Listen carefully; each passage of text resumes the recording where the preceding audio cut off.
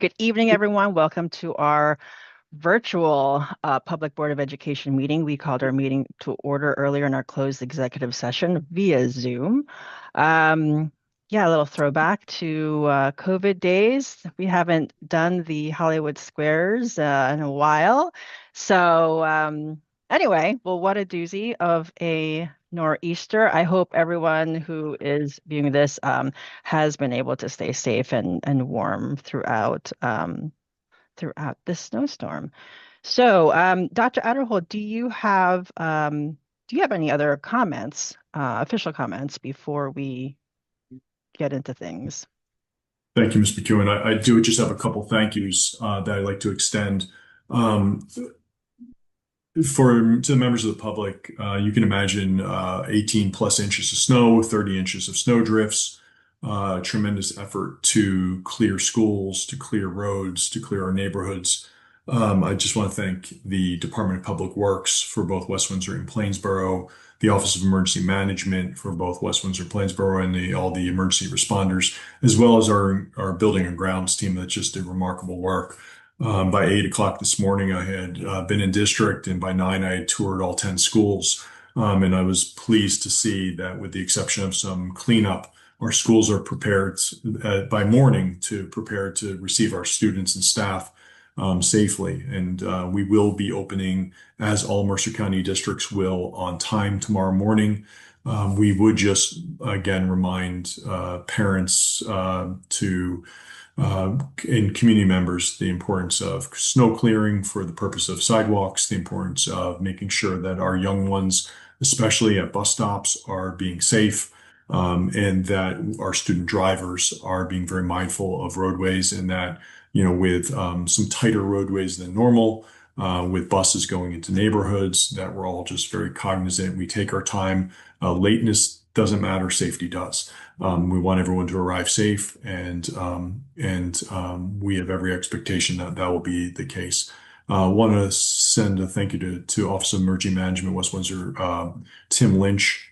Tim was uh, supportive of giving us a proclamation of emergency so we could hold the meeting virtually this evening. Again, with while our local board is in district, my administrative team that's on can come upwards of 2 hours away, and wanted to make sure that we were keeping everyone safe and not putting people on the roads late. So we did flip virtual for that reason, to just keep everyone safe and not on the roads late this evening in case we get wind chills and we get snowdrift tonight. But again, we have every expectation we'll be able to open without incident tomorrow. We are tracking a couple different storms. Parents might wonder what will happen. Will we lose spring break? Things like that.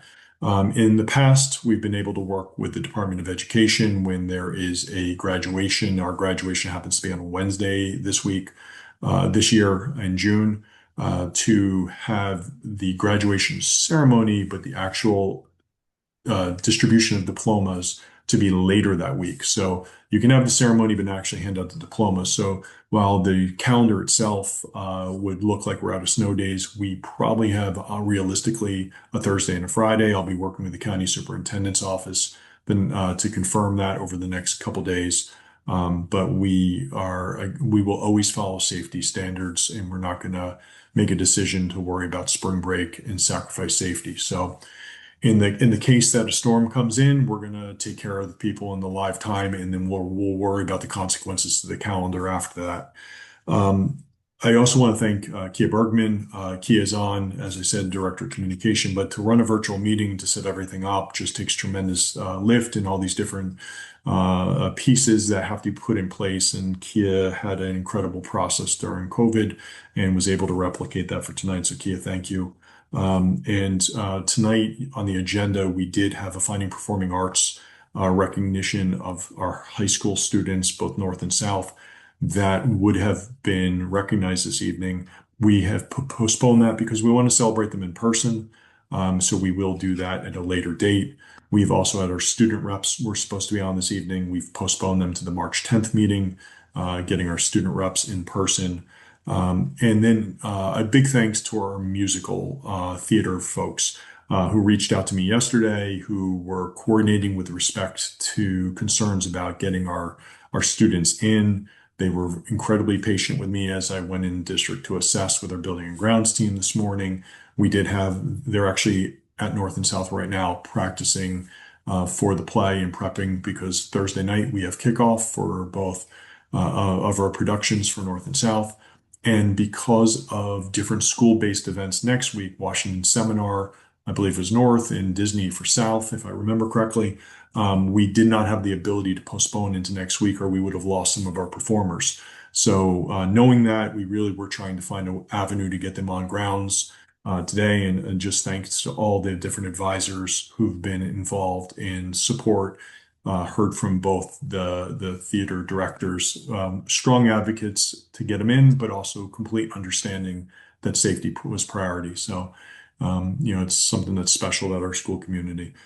So with that, I'm going to turn it back over to Ms. McEwen. Thanks, Adderhold. Great updates, especially with regard to snow days and the flexibility and the focus on safety first. Next, I want to move on and introduce and ask Dr. Christopher Russo, Assistant Superintendent of Finance, to provide us with the preliminary budget presentation this evening. So, Chris, I will turn the floor over to you. You are up. Okay, thanks. I want to apologize for my voice because as the day has gone on today, I've seemed to be coming down with some kind of sinus issue. So bear with me if we can. I want to share my screen at this point. Go into the slideshow. There we go. Can everyone see the slideshow? Yep. Okay. So this is just, a rough oversight of where we are with the 26-27 budget. We've been working on it for months. I was out for a while, so Dr. Adderhold and Derek, my assistant, who worked on the budget very closely, have been moving this along, and I thank them for moving everything along. And then as I was working virtually, so thanks. So here we go. Our strategic goals. We everything we do is grounded in the strategic goals. We embrace diversity. We build upon our tradition of excellence and we support our students' growth, as we know. And I'm going to do a little thing with my screen so I can see better because I could not see everything right there. Okay. There are strategic goals. First one is, understanding all students have diverse needs and backgrounds and approaches to learning, and will integrate tools and structures to appropriately challenge and enable students to realize their full potential. We embrace a rapidly changing world, and we will empower learners. We will empower learners to assume active roles in their communities and proactively towards a more peaceful, just, and inclusive and secure world. We recognize that children need to balance physical, social, emotional needs, and will maintain a supportive culture of the whole child. And goal 4, which is unique to many districts. We've been working on it for years now, is West Windsor-Plainsboro Regional School District cultivate a diverse and inclusive community where members of every race, sexual orientation, gender identity, ability, regional, religion, socioeconomic class, ethnicity, and national origin are welcome, valued, respected, and celebrated. What's a school budget? A school budget is a theory about our priorities for our students. We want it to be about our children and their goals for the future. However, in reality, it's very much about money. Decisions are made with finances in mind. Schools operate on a fiscal calendar, July 1 through June 30th. Budgets are put together between December and February of the preceding year. Whatever is done, the board has to follow 2 rules. Tax revenue must be within cap. There are caps on the budget, or within the caps allowances called spending growth limitation adjustments. And revenues must equal expenses. There's no credit card. We cannot go in debt to run the budget. School budget, it is a planning tool. It has to consider contingencies. It manages risks. It must be fiscally responsible. It's a reflection of our community's values, and it must consider safeguards and buffers. So what's the process and timeline? Because realistically, we start on the next budget as soon as the previous one's approved. So summer and fall finance committee has preliminary discussions. Administration of finance has discussion of capital projects. Curriculum committee discusses program of studies. December, we have a BOE retreat. We discuss how the current budget's going and what are some initiatives and programs that we're already running and that we may want to implement going forward. Mid-year budget review happens with the county office. That happens in December and January. This year it happened in January, where the county superintendent of schools and his office, their office goes through. We have discussion with them how our budget's tracking, what our finances look like, and what are our initiatives and expectations for next year and where we think we stand financially moving forward. November through February, there's meetings with the budget managers, the stakeholders, the principals, et cetera, the supervisors, the directors, the other assistant superintendents. January to March, BOE public budget discussions. This is one of them. We'll share what's going on. Late February, typically, is the governor's address. However, this year, because it's the first budget that the new governor will put together, her address has been backed up to March 10th. So the school district should receive its state aid numbers on the 12th. We have March XXTH in here because we did not know until an hour or two before the meeting tonight, or a couple hours for the meeting, that the actual date of submittal of the budget to the county office was backed up 1 week. That will fit within our March 24th board meeting. So typically it's March 20. This year it looks like it'll be March 24th, where the preliminary budget is submitted to the county superintendent. And then April 28th will be our public hearing and adoption of the budget. Okay, district accolades. We take our budget very seriously. We take our standing operating procedures very seriously. We run a very tight ship in the day-to-day operations. So we have been lucky enough to win the Certificate of Excellence for 17 consecutive years from ASBO International, which is a team of officials get together and review this submittal for the Certificate of Excellence, and they have awarded us that award.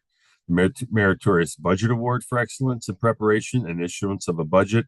Again, the district has won it for 9 years, and I have to thank my assistant Derek and my other assistant Bonnie, who was on this meeting tonight, for ensuring that the processes take place and these reports are excellent.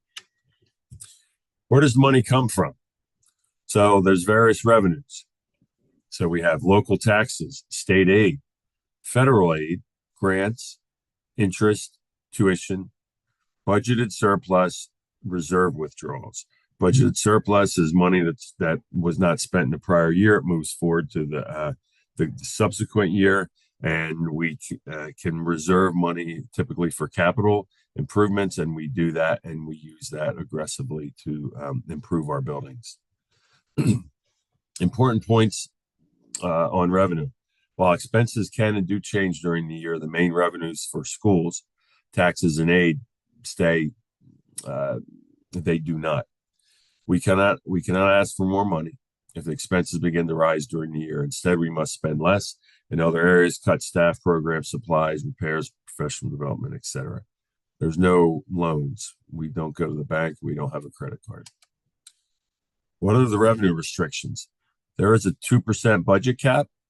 That says that in any 1 year, the tax levy can only increase 2% year over year. Now, there are such a thing as spending growth limitation adjustments that you can increase above that 2%. And they're typically for healthcare, and enrollment increases of approximately 10% in year over year, which that's almost impossible. Not impossible, but doesn't typically happen. The district has additional taxing authority to collect debt service separately from the general fund. What that means is we currently pay our debt service, which is our mortgage, through the general fund. We could pull that expense, that debt out and ask for a tax levy separately. We do not. We combine that in our general fund. Where do the revenues go? Where does the revenue go? So this is a long list. I typically hold my hand up and I mentioned 5 areas. And I said, after that's done, you could then look at supplies, textbook, and materials. But I'll go through a more comprehensive list here. Salaries and benefits, it's a fixed cost. Healthcare, fixed cost. Utilities, it's essentially a fixed cost. Repairs and maintenance, professional services, our technology and transportation, our out-of-district tuition's a fixed cost. Support services, special education, required by code and law. And then discretionary spending happens. That's supplies, textbooks, and materials. And then you have capital projects. And we do about $1 million a year in facility plant improvements through the general fund. And we do capital reserve withdrawals for additional capital projects, which typically go to renovations and repair. So the concept that we can spend what we want to spend, that does not happen. And that supplies, textbooks, and materials in a typical district is less than 5% of their total budget. And some districts, it's 1 or 2%. Excuse me, 1 or 2%. So we buy those supplies after the fixed costs are taken care of. Appropriation. What are our cost drivers that we're seeing this year? Well, salaries, we have to follow negotiated agreements. Healthcare, we mitigated risk by entering the SHIF at a 10.6% increase a full year ago. This will be year 2. However, there was a renewal add to that 10.6% for year 2 to 18%. So we're looking at almost a 28% increase in healthcare. We were self-funded for 4 years, which really reduced the district's it held steady the healthcare line. However, due to various concerns, high claims, GLP-1s, etc., there was the exposure to possible large expenditures was too much, so we went into the SHIF. Which was the safest and most cost-effective vehicle in which to place our insurance. Special education, potential staff increases due to increase in special needs population, providing in-district programming, and possible reduction in federal funding. We were able to budget what we thought we would lose in the IDA, Individual Disabilities Act, and we're hoping to do the same this year. Special education tuition, out-of-district providers may increase their tuitions by an amount that does not take into consideration the 2% tax levy cap. So we're getting billed by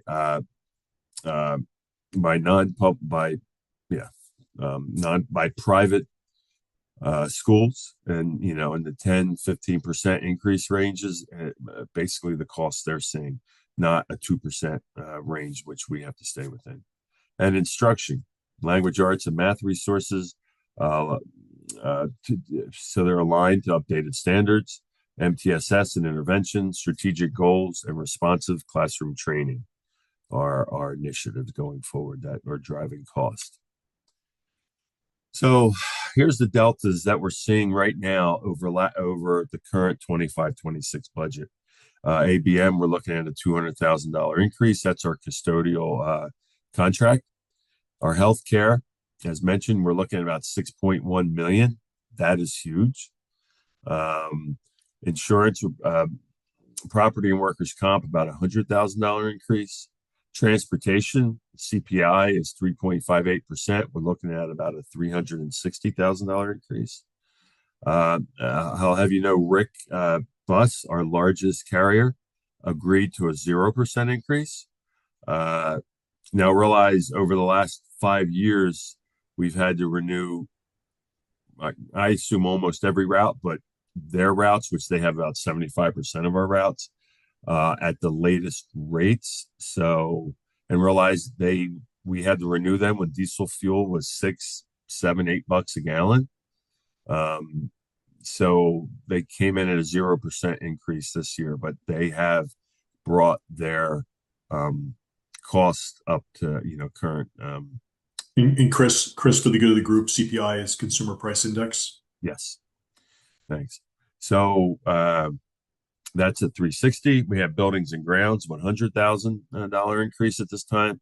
Administration, that's also PERS payments, that's pension payments on behalf of uh, members of that unit, which are our non-professional staff and our non-certificated teaching staff, $100,000. Technology, right now they're asking for $165,000. Now remember, this is the delta over the current budget. Special education has a delta of 1.75 million at this time.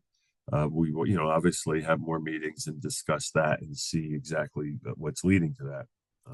We know what's leading to it, but we'll look at exactly what's needed. Energy will absorb that through the ESIPs, through the additional solar and the savings through all our lighting, windows, new HVAC systems that are more economical. That line will stay at a zero. Salaries of our negotiated groups would rise at 3.765 million, and clubs and activities due to additional stipends, meaning an increase in stipends, would be $100,000. Right now, our delta over last year's budget is 12.74 million. That will require more meetings to discuss and to see how that pans out, because that is a large number. So we will, there will be more meetings to discuss that among the administration, and we will be bringing what we, the results of those meetings forward. Our capital projects, and these are projects using capital reserve, which is money that we have saved. So we have a roof replacement at Town Center that we applied for a ROD grant, a regular operating district grant. That's been in the budget since 24-25, but that money will move forward, hoping that we would be able to receive a ROD grant. There was a mistake on the application by the architect. We were not able to remedy that mistake. It was literally an attachment of a wrong picture and diagram, and they did not allow us to change that, and therefore we did not get it on the first round. High School North auditorium, because it will qualify once they open it up again. High School North auditorium seat upgrades, that's a 25-26 project. We're actually reviewing plans now as we speak, and that will be going out to bid. High School South robotics room, that's a 24-25 project. The proposals came in well above what we had budgeted, so we're going to carry that money forward, add additional money in to complete that additional electric upgrades, which is without getting the details, that's just an additional electric box. At the athletic director's office and weight room at High School South will receive HVAC upgrades, as they're failing at this point. High School North culinary electrical upgrade and hot water. This is for additional outlets around the walls and additional separate hot water heating system for the culinary arts room. Morris Hawk, replacement of a section of roof that's come to its useful life. Wyckoff, replacement of cafeteria and HVAC, and Wyckoff, Hawk, Grover, Village, Dutch Neck, DDC, HVAC control upgrades. That's essentially newer upgrades, so we're all in one control system, which would be Schneider, and ESIP 2 contribution for any ESIP programs that we can continue on. And with that, that's the end of my presentation. Thank so you, now Dr. I see everyone Russo. again. Yeah. Okay. If anybody on the board has questions for Dr. Russo, go ahead I have a and question. Chris, just for folks that are watching at home, when you were speaking about the health care increases, Yes. you mentioned the shift. Would you Yes. please explain that for everyone? Sure. That's the school's health insurance fund. that, that's a shared services of school districts. Um, and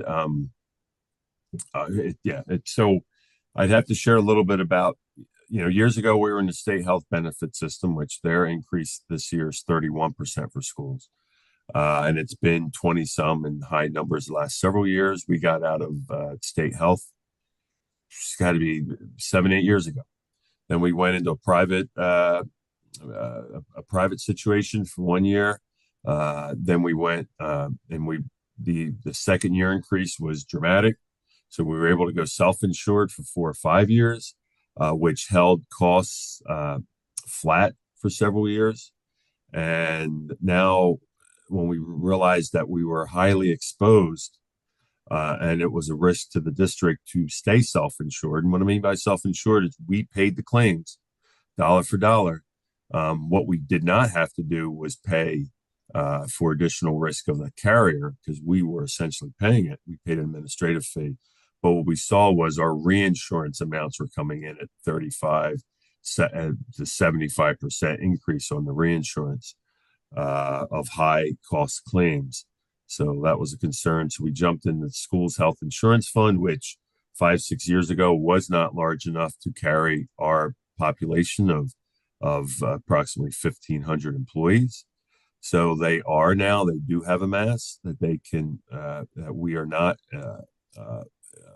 such a large piece of their program that we would, have the risk of defaulting, or they would have the risk of defaulting if something bad happened to us. So now we share our experiences with, my gosh, I can't think of the number of school districts now, but I want to say it's pushing close to 100 school districts now that we share our insurance experience and our premiums, and we purchase insurance through the school's health insurance fund. That was a long answer, but I figured it was needed to show that we've been real aggressive at trying to hold down health insurance costs while still providing the program that's required. Yeah, I appreciate that detail, Chris. Next, Dana. Okay. I've been hearing some concerns from community members about federal funding and how much we are anticipating and how much might be we might be receiving like less than in previous years, or what does that look like? Can you answer that? Sure, I could jump in, but I see Dave chomping at the bit. Yeah. So because he's right on the Thanks, ball. Chris. I mean, this is an area that we have to stay very vigilant with, and the community members that are raising that to you are absolutely correct that we have to be very mindful. So we have a couple factors in play here. One is that about 2, 3 weeks ago, the House of Representatives and the Senate, and maybe we'll hear something in the State of the Union tonight about this, agreed to a bipartisan bill that essentially keeps federal funding flat going forward for 1 year. It's a slight increase, about 20 something million in one account, like 20 something million in another. But when you're talking about federal dollars across all the states, that's minuscule. And so there's a couple of issues at play. And it comes back to the One Big Beautiful Bill signed July 4th last year. The One Big Beautiful Bill is just under $1 trillion carve out that shifts the balance sheet from Medicaid from the feds to the states. And that happens over a 10-year period, and the phase-in starts in October of 26. So New Jersey has about a $1 to $2 billion, and I say that because it's estimated at this point. So it's $1.5 to $2 billion structural deficit. It's estimated that a year from now, it should be about $4 billion structural deficit. So we're spending more money as a state than we have coming in revenue. Take that into account with the federal dollars that we're anticipating about $100 billion a year phase out off of federal, no longer funding the state. The states are going to have to make some decisions where they put the federal dollar. What happens when they lose that money? So where does the Medicaid money go? It goes to the uninsured. It goes to elderly care. It goes to mental health.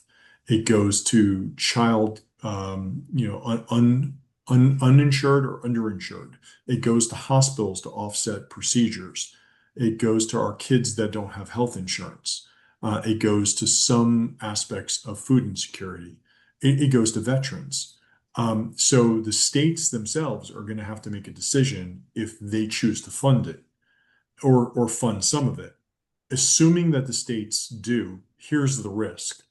If the states choose to fund the gap that comes in Medicaid for their portion, the risk to the states becomes not only do they have a structural deficit, so they don't have enough revenue to cover expenses, but then with the additional shortfall of Medicaid, then they have to make a decision what do they change in their funding.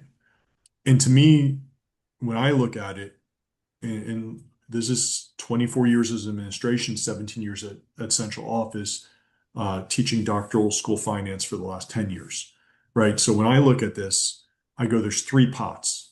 One pot is pensions. One pot is direct state aid to schools. And the third pot is public health, public benefits for the public sector, retirees, as well as folks that are state workers, educators, police, fire, whatnot. So there's three sectors that I think they're going to go out. They're going to have to, and it can come to others, but those are the three big ones.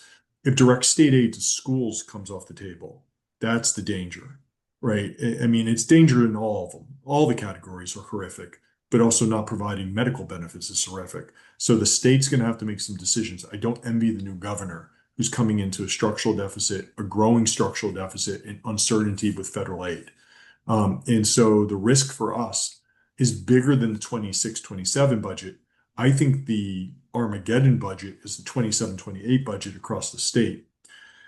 We were just recently at the national conference, and I was going through a certification program and had a chance to meet the head of advocacy for the Superintendent's Association National. And I asked this very question that you're getting asked, Dana, about what's the risk and what could happen and what could be something that changes this. And when I posed the question, at first the answer was, well, we just don't have enough factors. So I pushed back and I asked, no, but like, let's talk about this for real. Like, this is what we're facing. And these are things. I just laid out what I just said to the audience. And the comment was, I said, what changes this so that I'm not in a position as a superintendent, my board's not in a position where we're decreasing programs and opportunities for students? And her answer was regret. I said, you're telling me regret changes this? She goes, when the impacts of the federal aid and the impacts of the One Big Beautiful Bill start getting rolled out at the state level in the federal, so the federal balance sheet getting shifted to the states. And as that happens, the only thing that they believe will change the trajectory and force the legislation not to allow it go to 10 years of implementation, but to pass a bill and try to change this before 10 years is regret. And to me, regret is the worst answer I've ever heard, because that means a decimation of programs. Now, it will look different in different places because every district is in a different place, right, financially. So, but the risk for all of us, educators, parents, community members, district to district, is the decrease or the impact of how the rollout of federal dollars. It's also, there also is a movement out there at the federal level to look at IDEA differently. That's the Individuals with Disabilities in Education Act differently, right? So that's our special ed funding from the feds. So as a district, we've taken some precautionary steps to try to mitigate against the loss of federal aid for other reasons. But at the same time, the costs are so high, the healthcare increase is so high that it's we're talking almost a 30% annual increase in healthcare. And that's not because our employees are spending any differently than the trend across the sector, it's because the healthcare industry is broken. And so, we have a broken healthcare system, we have a shifting federal system, we have uncertainty at the state level, and we have uncertainty in our funding formula. It is a cause for concern that as a district we've been able to weather for years because of we've thought in multi-year budgeting. We have not looked to make short-term decisions at the sacrifice of long-term decisions. But some districts, many districts that have been losing state aid, have gutted their programs. And we don't have to look too far. We can look to Bordentown, we can look to South Brunswick, we can look to East Brunswick, and we look to Robbinsville. Our neighbors north and south of us have all been decimated. And so we don't have to look too far to say, like, this is happening in real time. It's happening in Robbinsville in real time with a referendum coming up in 2 weeks, 3 weeks. And so I think the summary of Chris's presentation can be really simple. Everything costs more and funds cannot cover expenses. That's where school districts are at right now. It's a 7-word summary. Floyd, you have your hand up. Thanks, Dr. Adholt. What you just said is what I've been thinking about, and I know a lot of other residents have been thinking about. Just, I think Chris mentioned that healthcare this year is 28%. Is that right, Chris? If I'm 28% increase, and then we have 12.7 million increase from last year's budget to this year's budget that's proposed at the moment.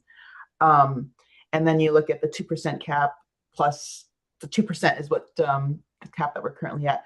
And I'm thinking as a parent, and most parents, like, you think about programs, because we have seen things about Robbinsville and East, like the other communities nearby.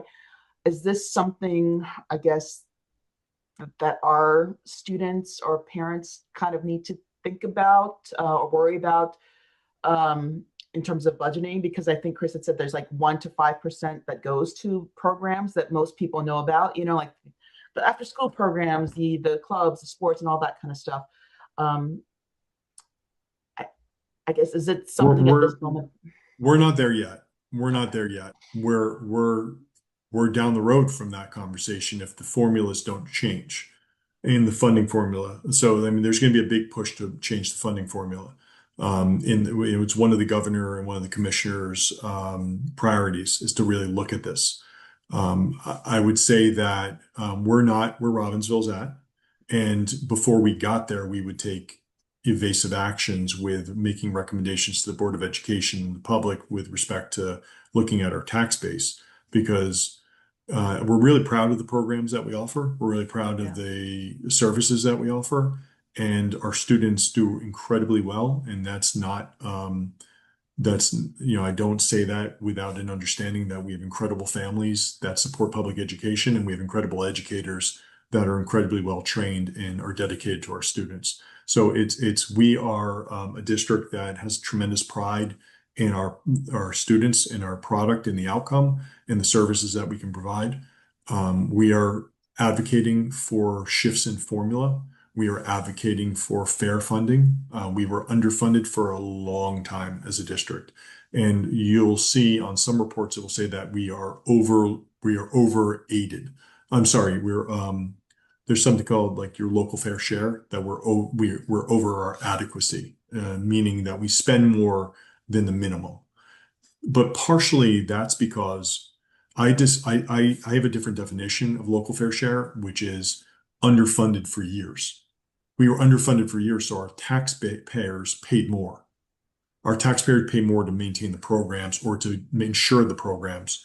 So we're really over local fair share essentially means our taxpayers carried a higher burden to ensure the programs continue for kids.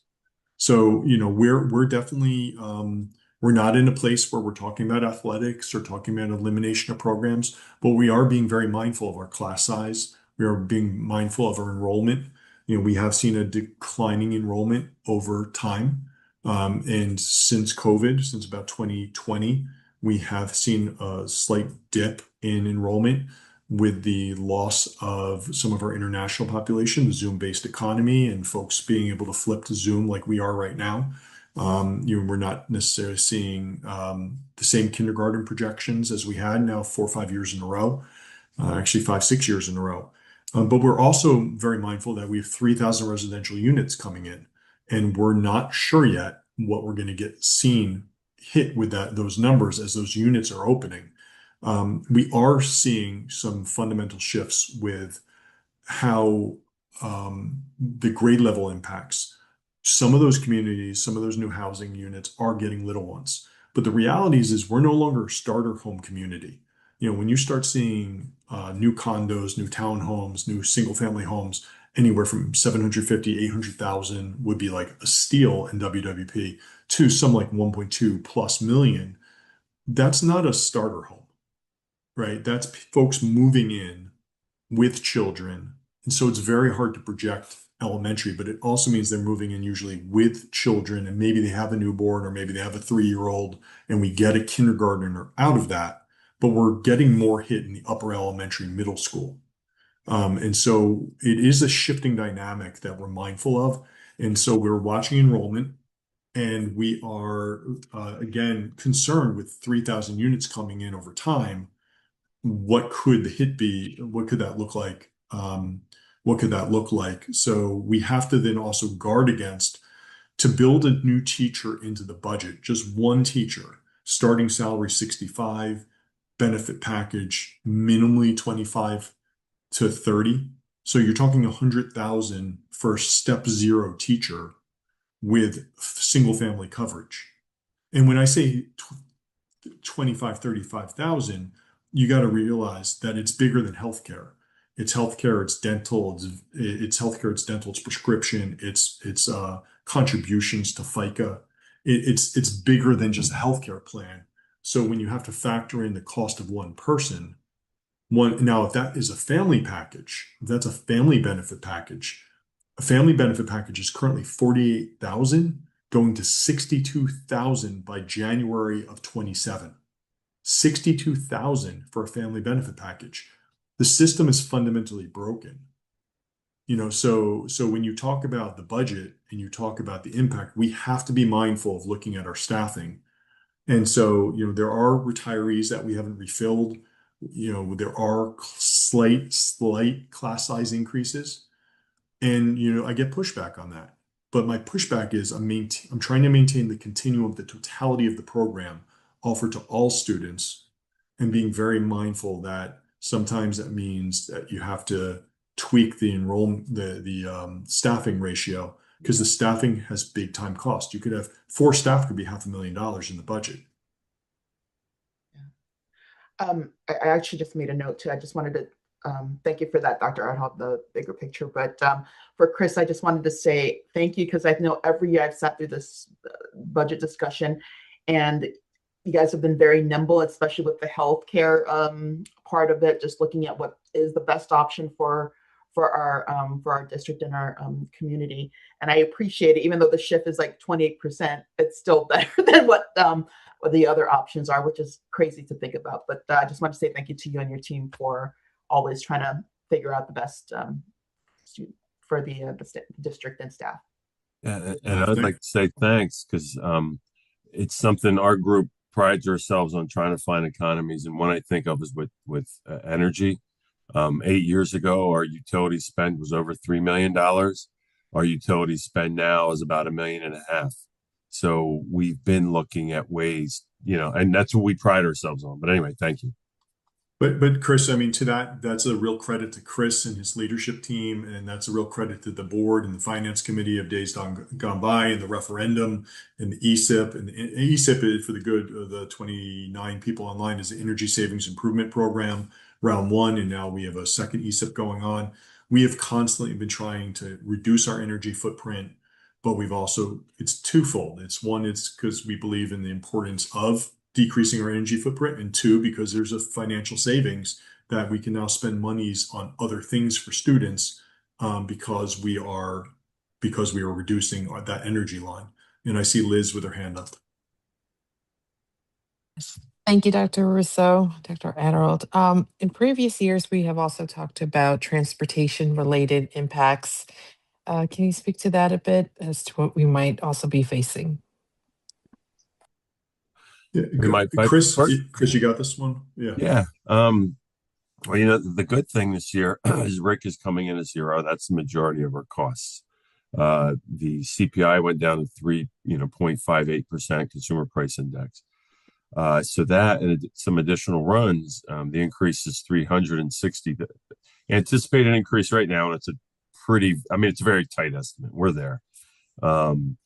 Is a $360,000 delta year over year. So, compared to last year where it was over $1 million, compared to the year before where it was pushing $1 million. So this year transportation is much tighter with respect to a large increase. We're still seeing challenges with the dual language immersion program, with getting students back and forth across the district.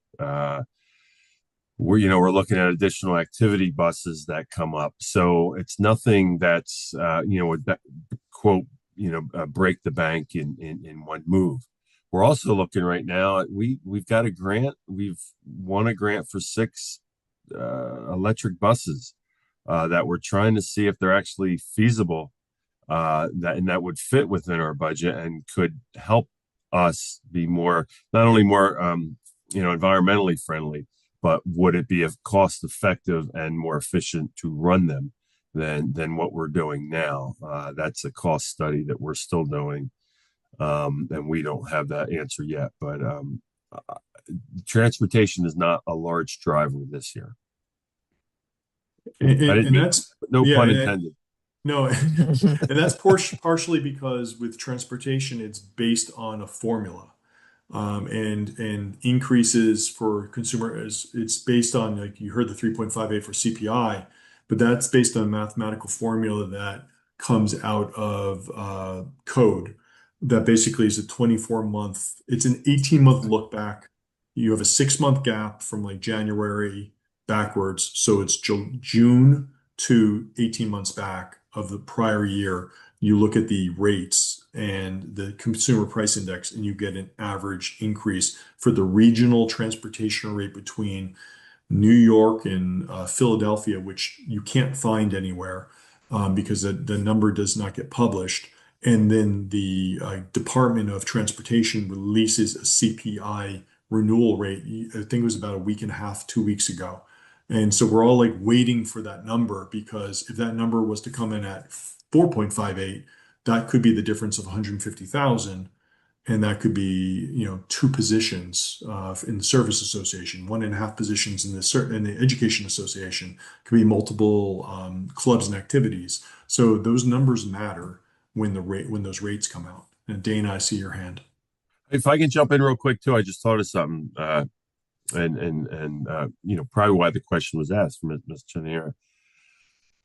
Yeah, exactly. In the last 8 years, because of fuel costs, et cetera, and renewals of routes, God, I hate to say it out loud. I don't even want to.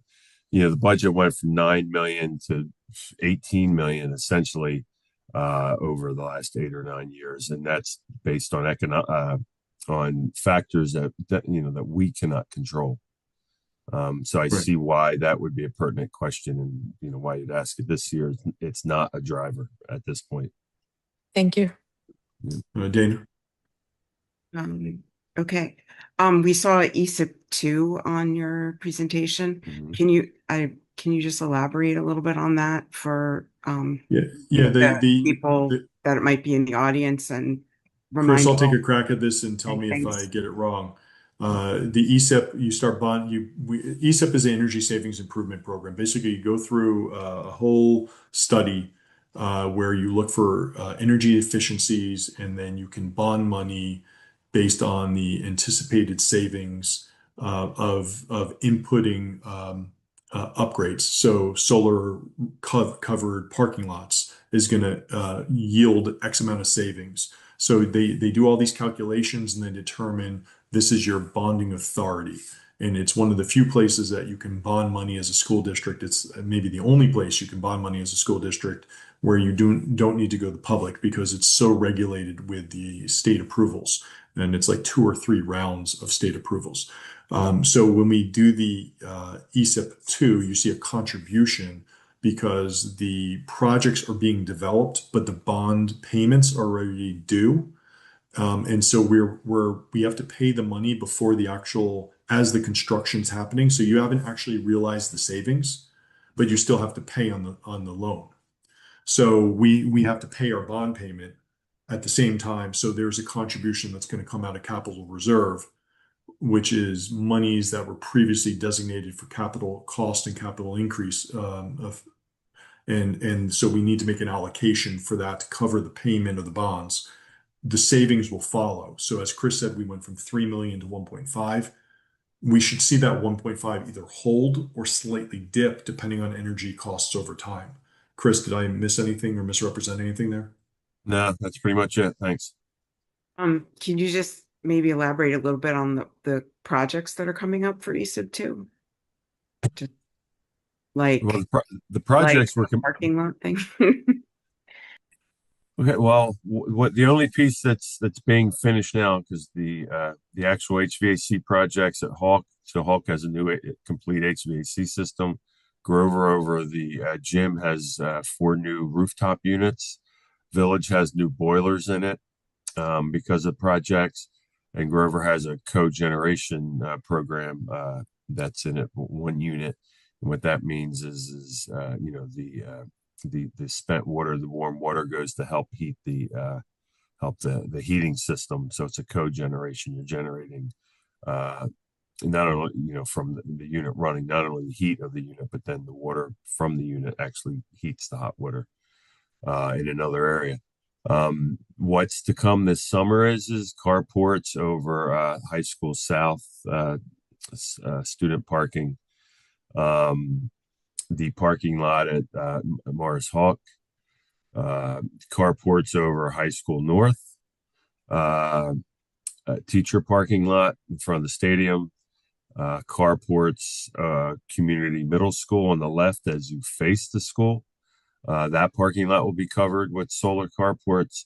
And behind Millstone River School, the 2 parking lots back there will have solar carports installed over them.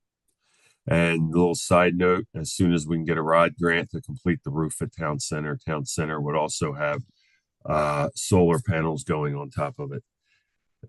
We ran into some, I have to go there, I'm sorry. We ran into some problems with PSC&G and JCP&L in getting additional projects approved because of space on the grid. Had we been able to get those projects approved, 8 of our 10 schools would be electricity, energy, self-contained.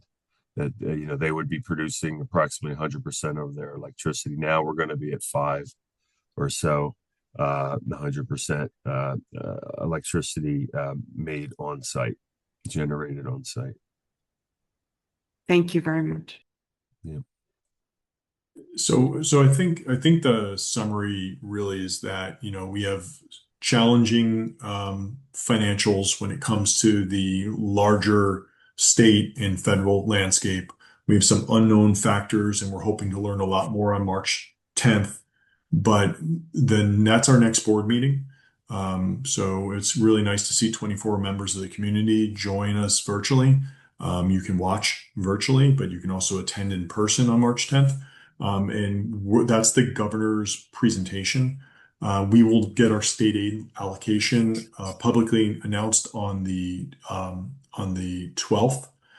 So we'll be watching the 12th, and then we'll come forward with a tentative budget presentation on March 24th. So, you know, right now we're very much in the budget build. This is a preliminary presentation that Dr. Russo put together, and he and I will do that on the 10th and the 24th. We'll continue to build upon this. But you know, the challenges are incredible when it comes to, you know, when you think about healthcare costs alone. And Chris has had roles at head of the Insurance Association for NJSIG for New Jersey, and he's been the head of ASBO, New Jersey ASBO, Associate School Business Officials. I'm the president-elect for our state association for superintendents. we're out there advocating constantly, bigger than WWP and for our colleagues, but we're also then very attuned to what's happening out there as a result of that. And there's no district I know that's not looking at a 20 to 25 to 30% increase in healthcare. So the field, but this is also municipalities. The municipalities are getting hit over 35% on their healthcare increases. The plans are getting crushed right now, and it's really going to require some fundamental redesign in order to try to get us in a different position. But that's bigger than WWP.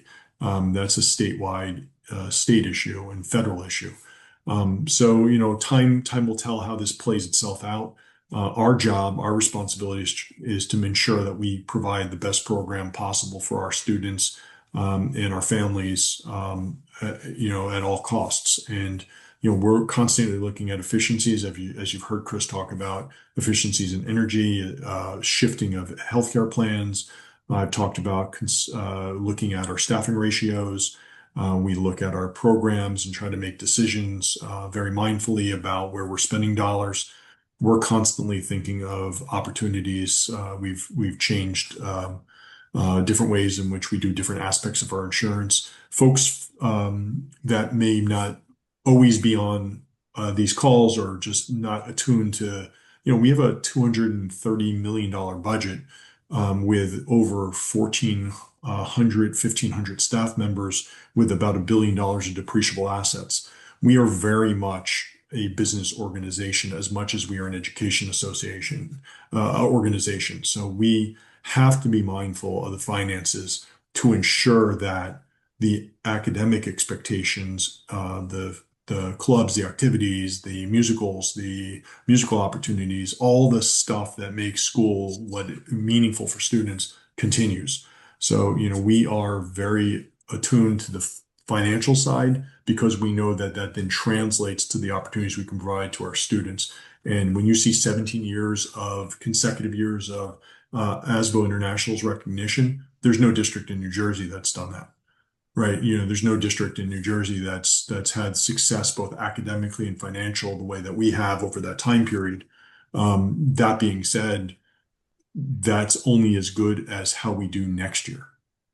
So if next year comes and academically we start to slide and we obliterate programs because the money isn't there, that's not acceptable. So we're constantly staying attuned and making sure that we're mindful of the opportunities for our students. And then ultimately that requires us to be very mindful of our staff. So with that, we'll end the presentation. Thank you for all your questions. And I think that brings us, if I remember, Graylin, to first opportunity for public comment. It does. So I'll read the statement. Earlier, the Google Forms for a written comment or to get on a list to make a verbal comment was open and available to the public as a link. Let me read this. The board invites thoughts and reactions on agenda items and items of concern from members of our community who are present. And whether it was pre-submitted written comment or on the list to make the verbal comment, each participant is asked to give his or her name and address prior to making the statement, which will be limited to 3 minutes in accordance with Board Policy 0167. All statements shall be directed to the presiding officer. This public comment period shall be limited to 60 minutes. So Dr. Adderhold, do we get any submissions for this evening?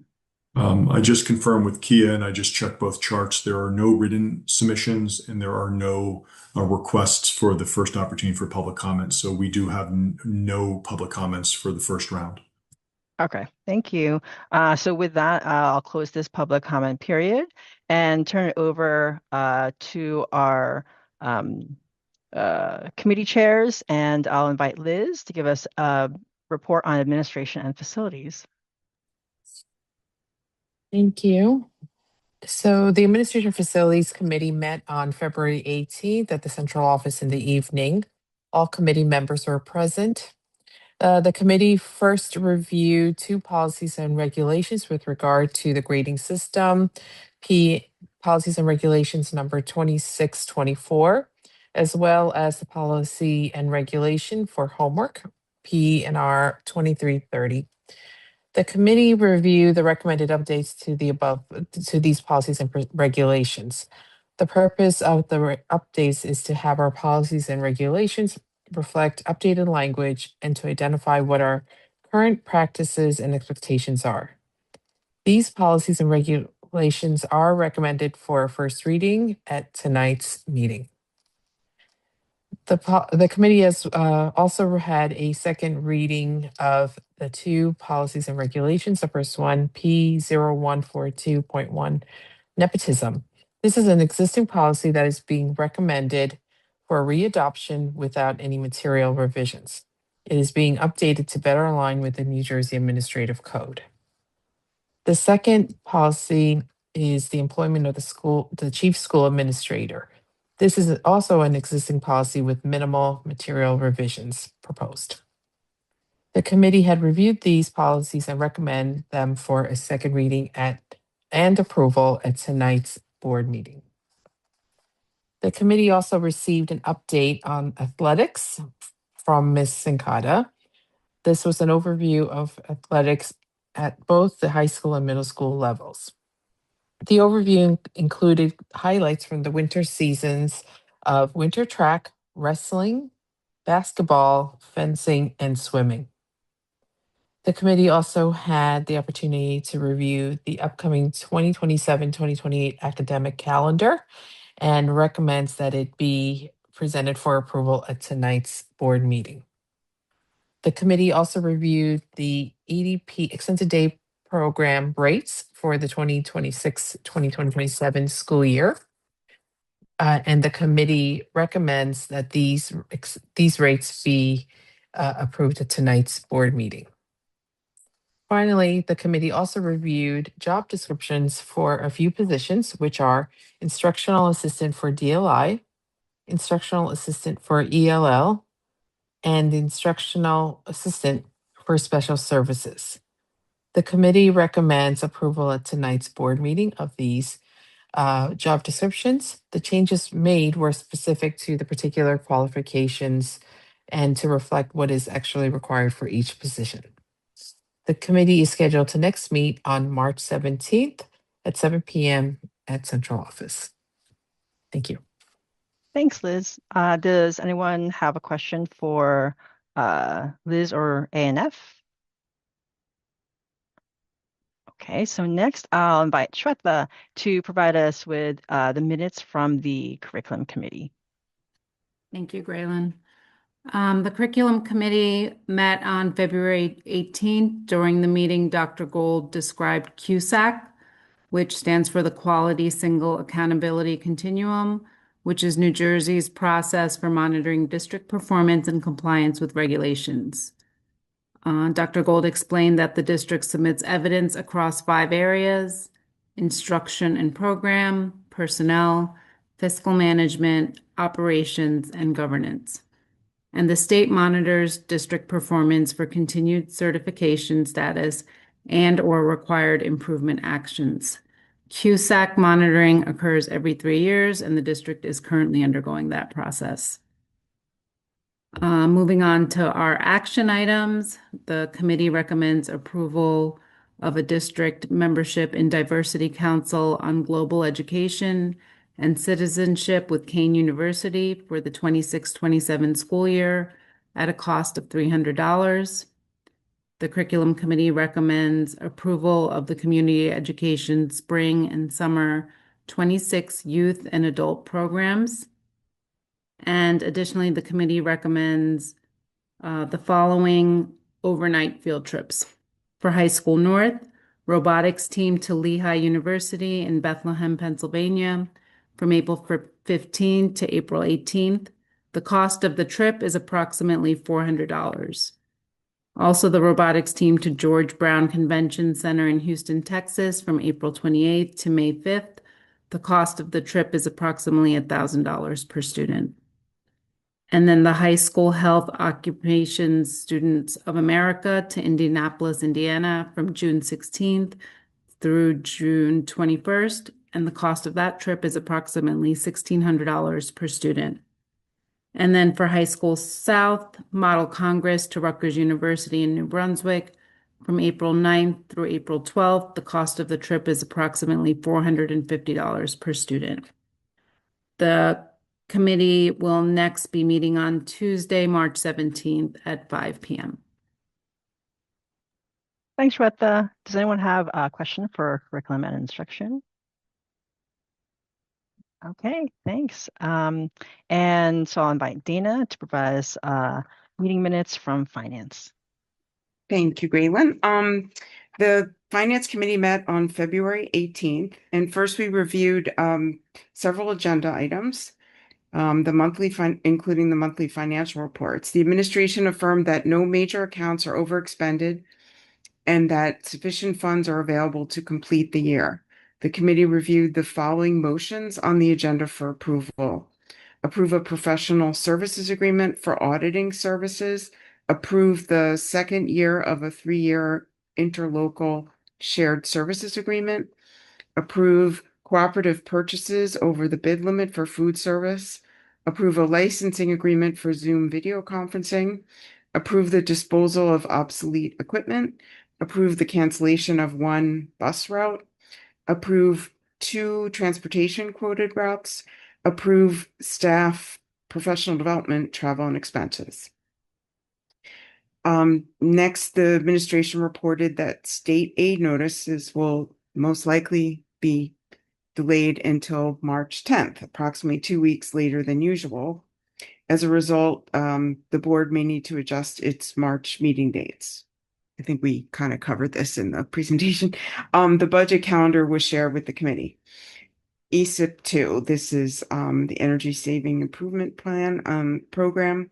The HVAC projects have been completed with final adjustments currently being made to the control systems.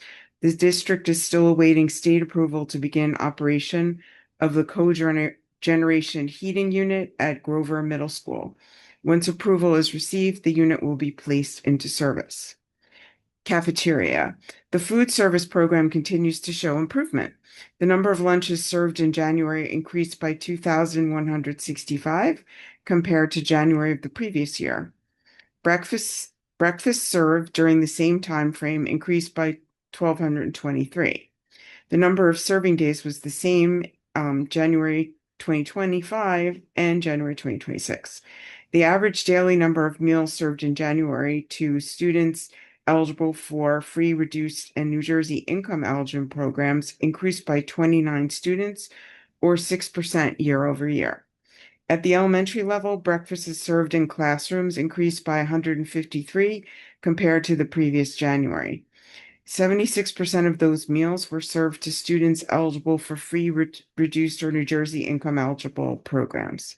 New vending machines have been installed in the high schools and middle schools and offer items that are New Jersey Smart Snack compliant. Transportation was discussed earlier. The interlocal shared services agreement, we will approve tonight on the agenda. The second year of a 3-year interlocal shared service agreement for a station manager to provide video recording and broadcasting services. In other business, in the recent solar renewable energy credits SREC sale, the district sold 102 Class 1 SRECs at $24.50 each, totaling $2,499, and 9 SRECs at $185 each, totaling $1,665. The total proceeds from the sale were $4,164. The Finance Committee will next meet on Tuesday, March 17th. Thanks, Dana. Do we have any further questions for finance? I know we threw a lot at finance tonight. Seeing none. Okay, cool. That means we can move on to the voting portion of our meeting. So can I get a motion for administration items numbers 1 through 12? Liz and Pooja, any questions or comments? Okay, so time for a roll call vote. Okay, we'll start with Ms. Chenier. Yes. Ms. Shah. Yes.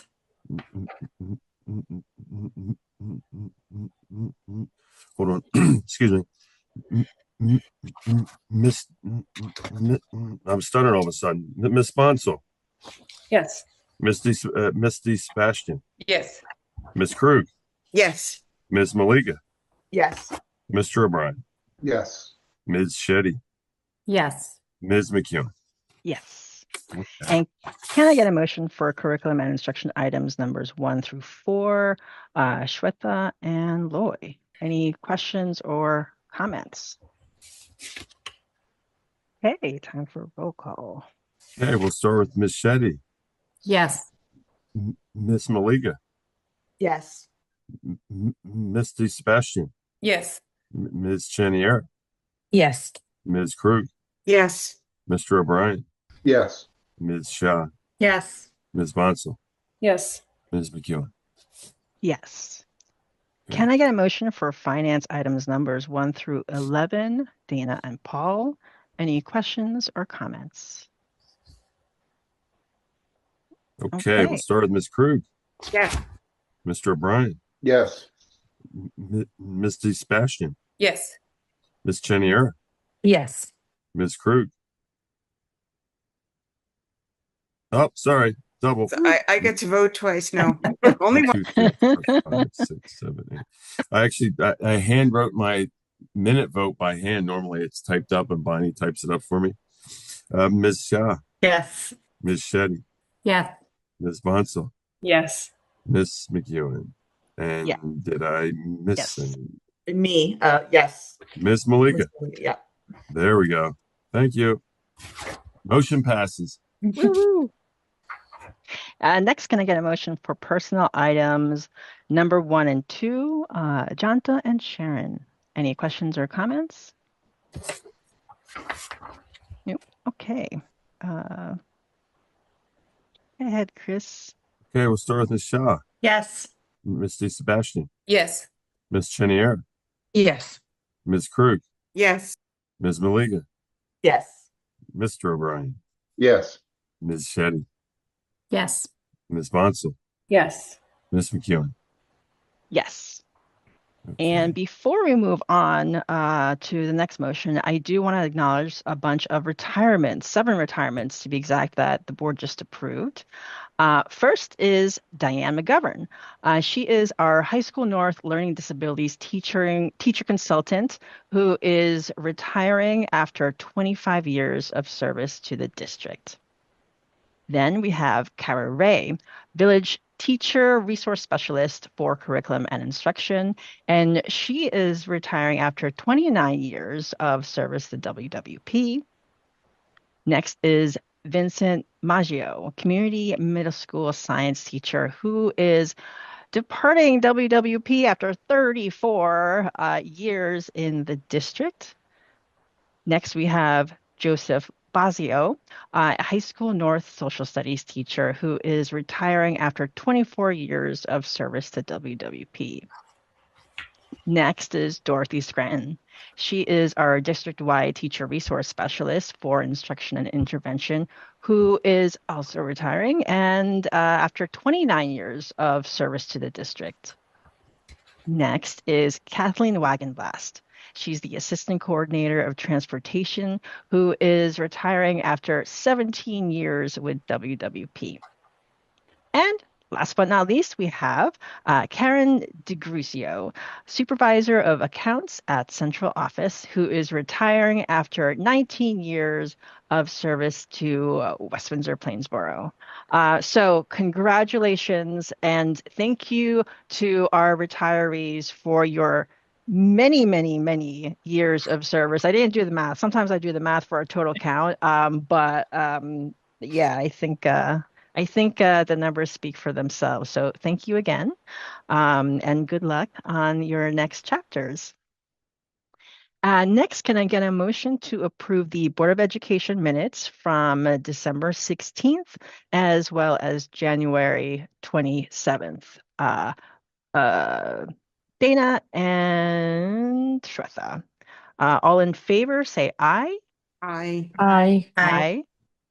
And do we have any abstentions? I abstain on January 27th. I also abstain on the January 27 minutes. Perfect. Thank you. And do we have any board liaison reports? I'm sorry, Graylin. I abstain on December 16th, not the 27th. Ah, very cool. Noted. Thank you. Thank you for the correction. And I didn't see anyone with their hand up for liaison reports. Do we have any new business? Seeing none. Well, that takes us to our second opportunity for public comments. So I'll read this statement. The board invites comments from members of our community who are present online who put their name on the list. Each participant is asked to give his or her name and address prior to making a statement, which will be limited to 3 minutes in accordance with Board Policy 0167. All statements shall be directed to the presiding officer. This public comment period shall be limited to 15 minutes. Dr. Adderhold, do we get any other takers for the second opportunity? Just confirmed, checked the spreadsheets and heard from Ms. Bergman. There are no registered comments written, and there is no one listed for speaking. So none. Thank you. With that, we can close this second opportunity for public comment and move to adjourn. So can I get a motion to adjourn this evening's meeting? Loy and Sharon, all in favor say aye. Aye. Aye. Aye. Perfect. The ayes have it. Thank you all for joining us virtually, and thanks to all the people who called in. Good night. Thank you. Thanks for your flexibility tonight to the board. Thanks, everyone.